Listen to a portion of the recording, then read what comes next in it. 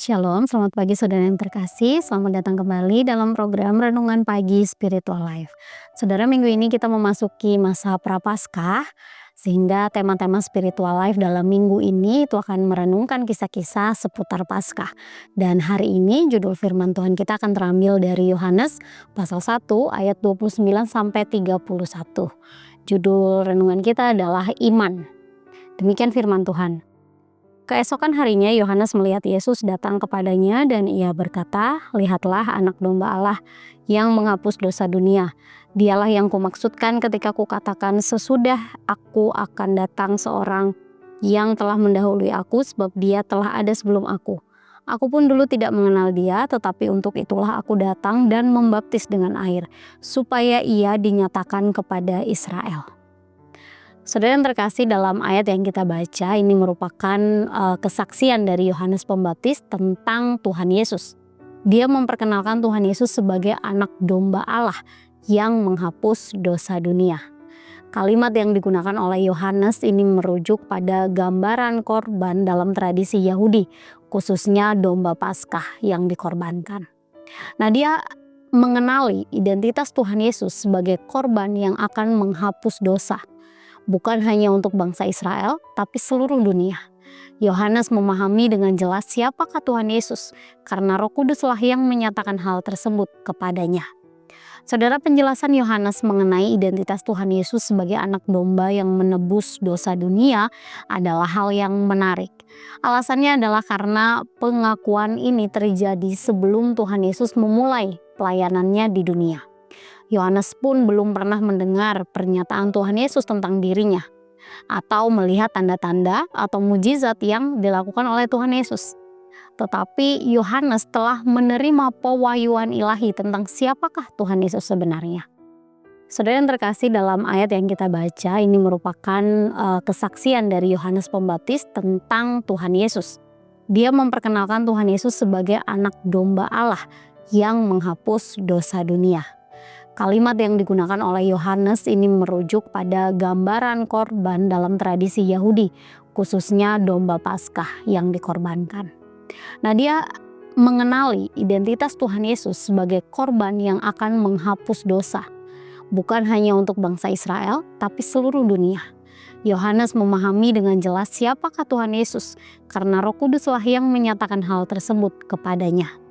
Saudara, penjelasan Yohanes mengenai identitas Tuhan Yesus sebagai anak domba yang menebus dosa dunia adalah hal yang menarik. Alasannya adalah karena pengakuan ini terjadi sebelum Tuhan Yesus memulai pelayanannya di dunia. Yohanes pun belum pernah mendengar pernyataan Tuhan Yesus tentang dirinya atau melihat tanda-tanda atau mujizat yang dilakukan oleh Tuhan Yesus. Tetapi Yohanes telah menerima pewahyuan ilahi tentang siapakah Tuhan Yesus sebenarnya.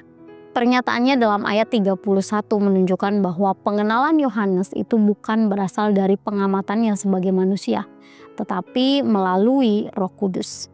Hal ini menekankan bahwa identitas Tuhan Yesus sebagai Mesias dan penebus itu sudah pasti sejak awal dan bukan berdasarkan bukti lahiriah pada saat ia hidup di dunia. Saudara yang terkasih, pengakuan Yohanes menunjukkan bahwa imannya tidak ditentukan oleh bukti yang terlihat oleh mata, tetapi melalui respon terhadap pernyataan Allah. Dia menunjukkan bahwa imannya bersandar pada kebenaran ilahi dan bukan hanya berdasarkan pengalaman emosional atau logikanya dia sebagai manusia. Nah, begitu pula dengan kita sebagai orang percaya. Kita pun diajak untuk sepenuhnya percaya pada kebenaran firman dan juga karya Roh Kudus. Misalnya, kita tetap setia berdoa walaupun jawaban dari doa kita belum terlihat, atau kita memilih untuk mengampuni meskipun hati kita belum sepenuhnya sembuh, atau kita memilih untuk jujur meskipun hasilnya terlihat merugikan kita.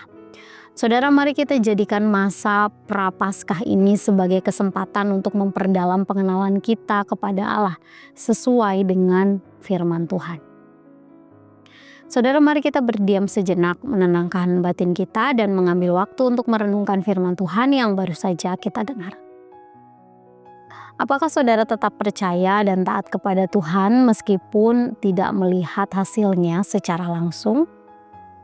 Mari datang kepada Tuhan dan meminta kekuatan agar kita dapat sepenuhnya percaya pada kebenaran firman dan juga karya Roh Kudus.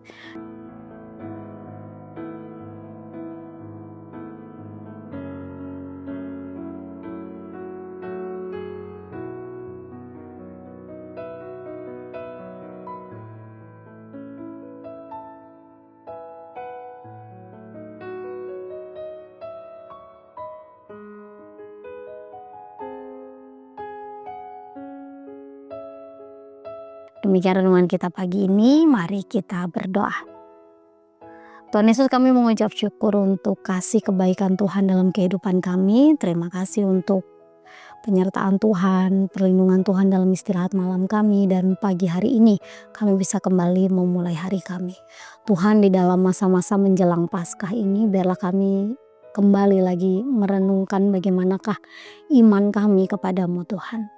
Ampuni kami jika mungkin selama ini kami sering tergoyahkan oleh hal-hal yang kami lihat secara lahiriah, atau kami digoyahkan oleh perasaan kami. Kami berdoa Tuhan, biarlah dalam pengiringan kami akan Engkau memberikan kami kekuatan, membimbing kami supaya iman kami semakin bertumbuh di dalam Engkau.